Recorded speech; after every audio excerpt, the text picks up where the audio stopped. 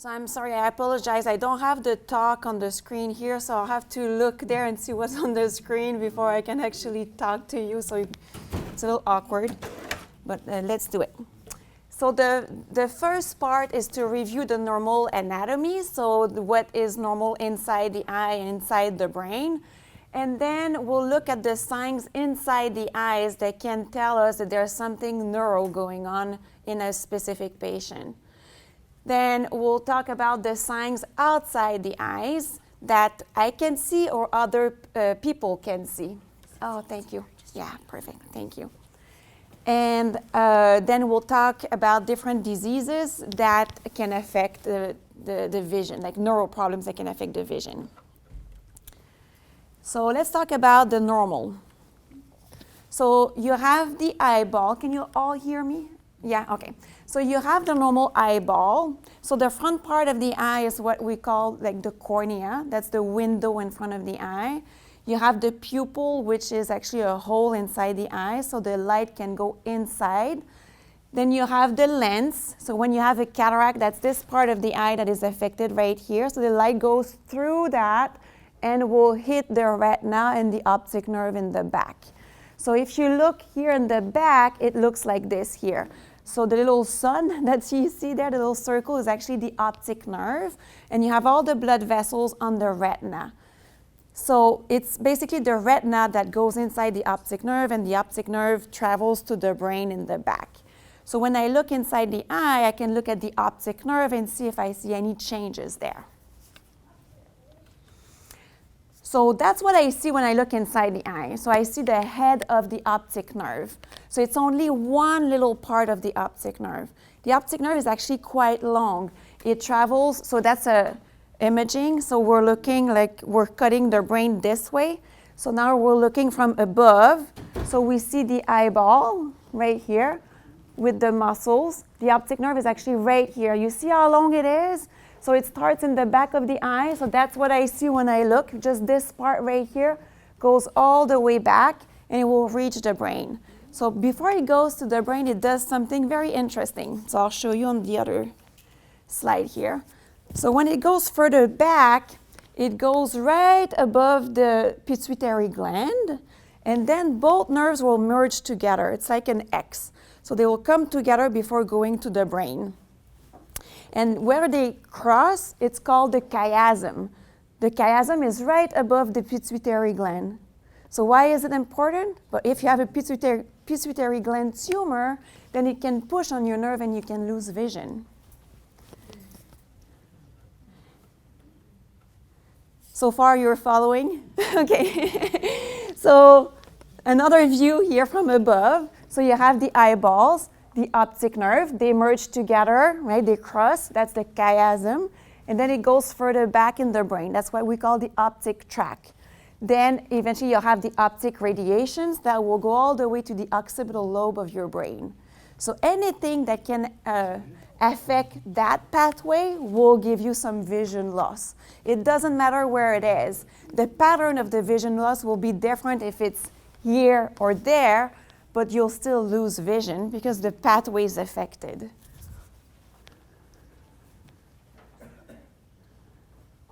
So what can I see inside the eye that is not normal?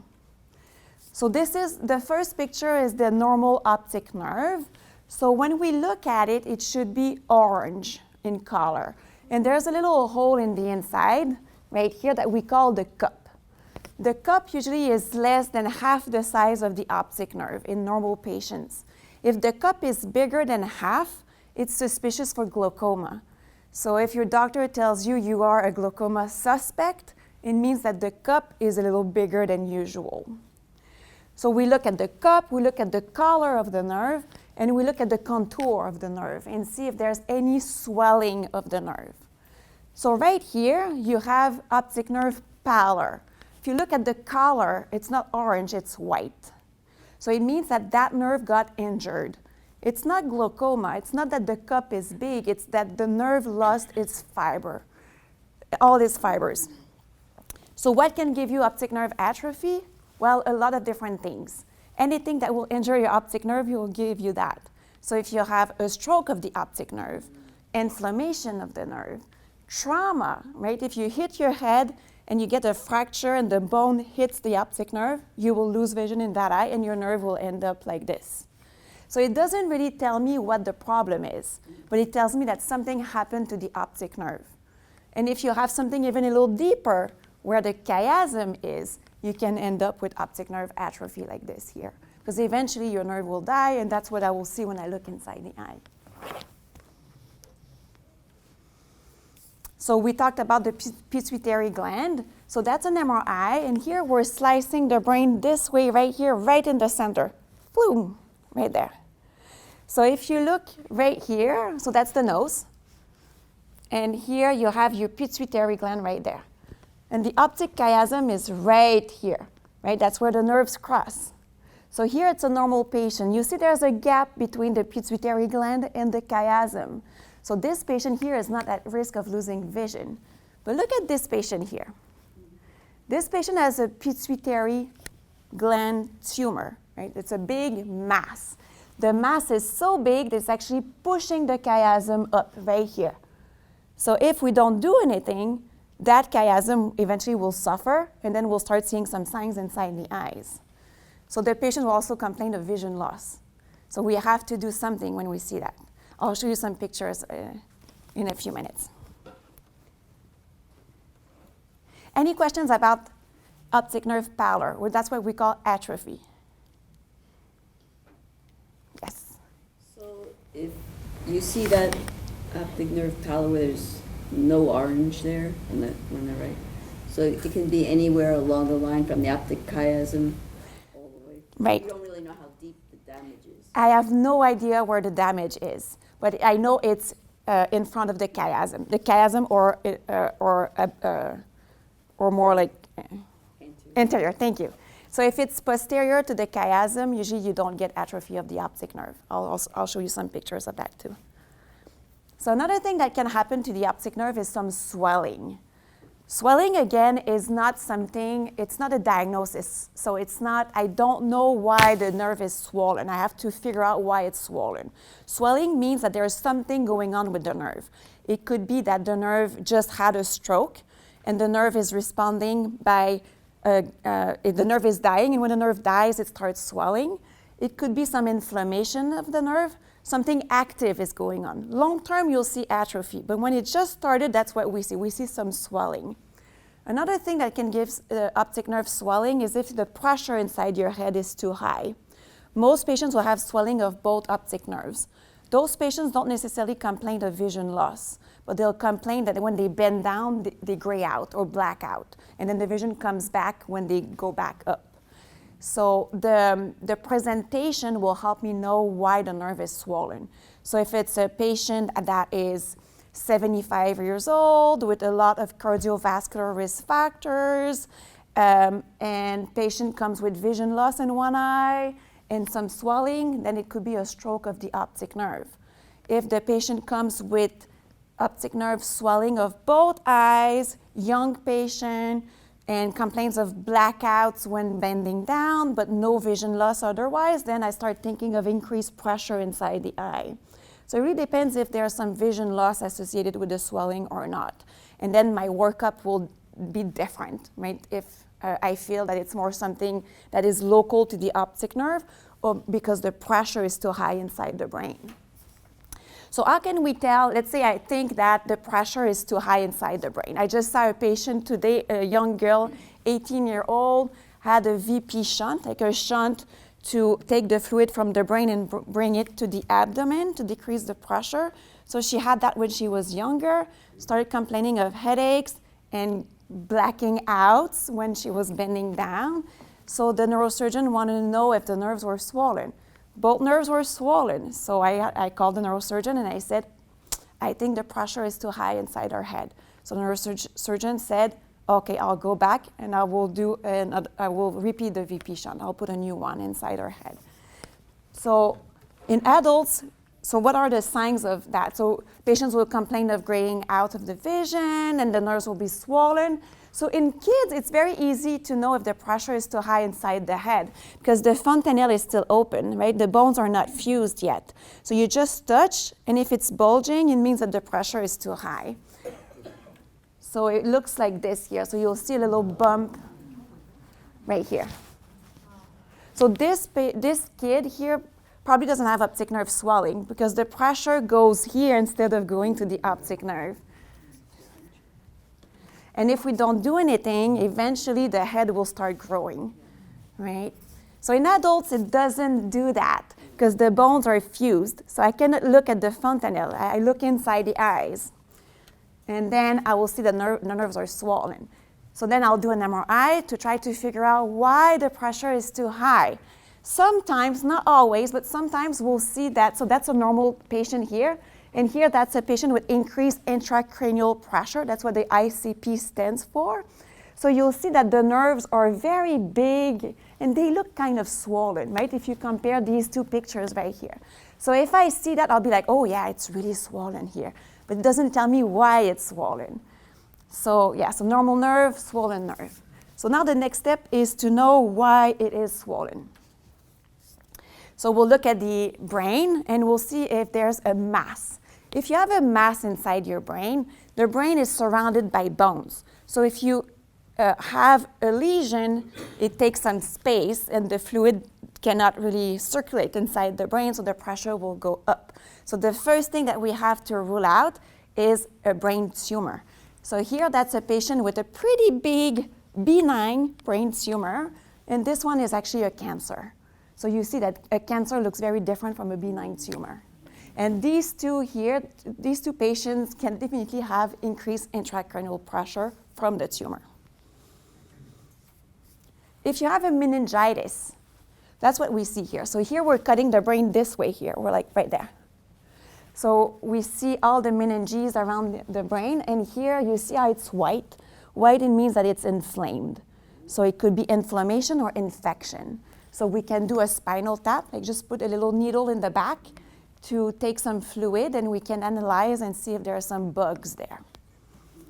So when we do the spinal, let's say that we do the MRI, and the MRI comes back perfectly normal. Then we don't have an explanation for the optic nerve swelling. So what we can do is when we do the spinal tap, we measure the opening pressure. So we measure the pressure of the fluid. If the pressure is too high, then we know that that's the cause of the optic nerve swelling. So young females, mostly obese females, can get increased pressure in the brain for no reason. We think it's just the circulation is not as good because of the fat inside the brain. So, but we always want to rule out a tumor. So we always do an MRI, make sure there's no tumor. Then we do a spinal tap, make sure there's no infection, and we measure the opening pressure. And if the pressure is high, we prescribe medicine to decrease the pressure of the brain. And then the nerves get better over time. Any questions? It's not an easy topic. Yeah. So actually, if somebody is obese, they will have increased fat in the brain?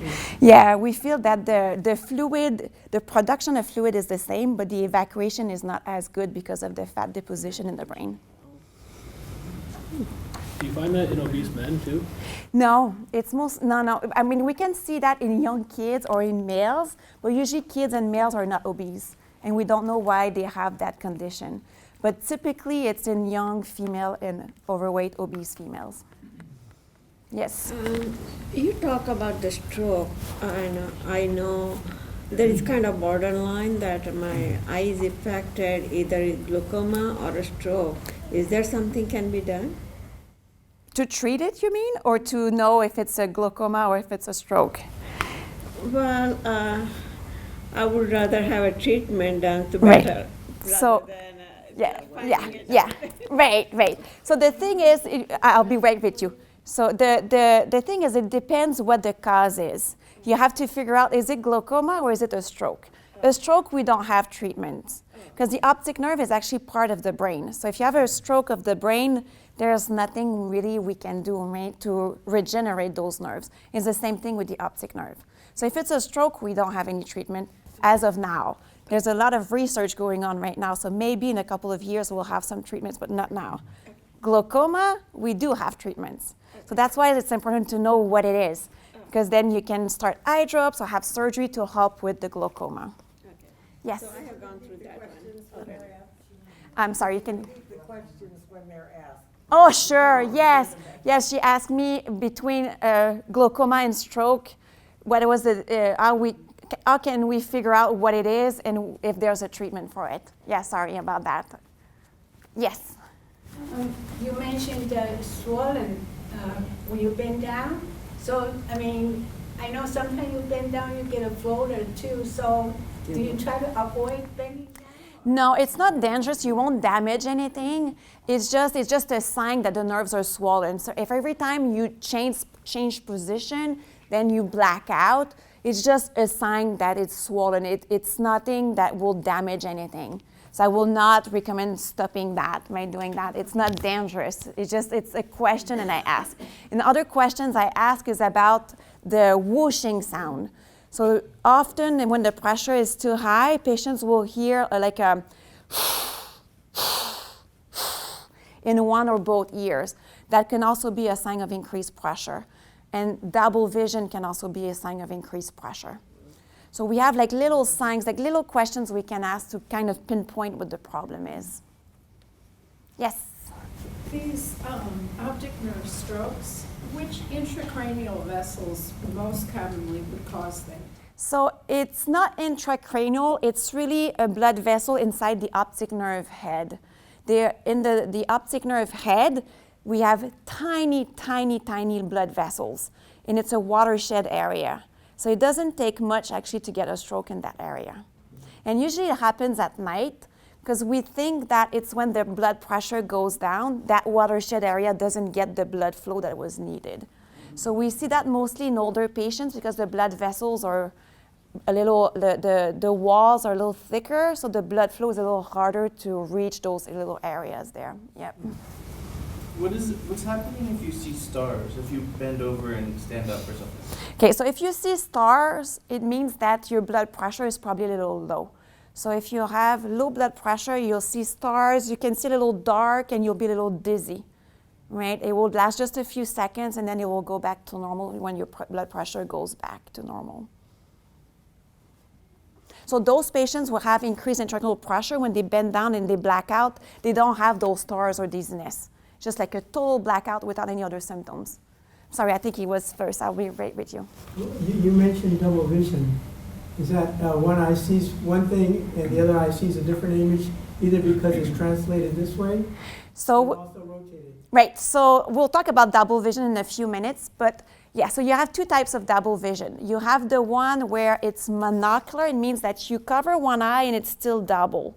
So if that happens, it means that there's something inside your eyeball that is preventing the light from going straight inside your eye. So if you have dry eyes or cataract, you can get that. So the double vision that is neuro-related is when both eyes are open. The eyes are just not working together. You cover one eye, the double vision goes away. You cover the other eye, the double vision goes away. But both eyes together, it's not working. So it means that you look at something, like I'm looking at the restroom sign right there, I will see one like right next to it or like above it, right? So that's what double vision is. And it can be torsional, so depending on which nerve is affected, we'll come back, you can see torsion as well. Yes? What's the actual difference between inflammation and swelling, as you say? So difference between inflammation and swelling. So swelling is not a diagnosis. It doesn't tell me what the problem is. It's just a sign that I see inside the eye, and I have to figure out what the cause is. Inflammation is one of those causes that can give you optic nerve swelling. So besides inflammation, you can have a stroke, you can have a tumor that is pushing on your nerve, you can have increased pressure inside the head. So if I see swelling, it doesn't tell me what the reason is. So I have to figure it out, basically. That's my role. Any other questions?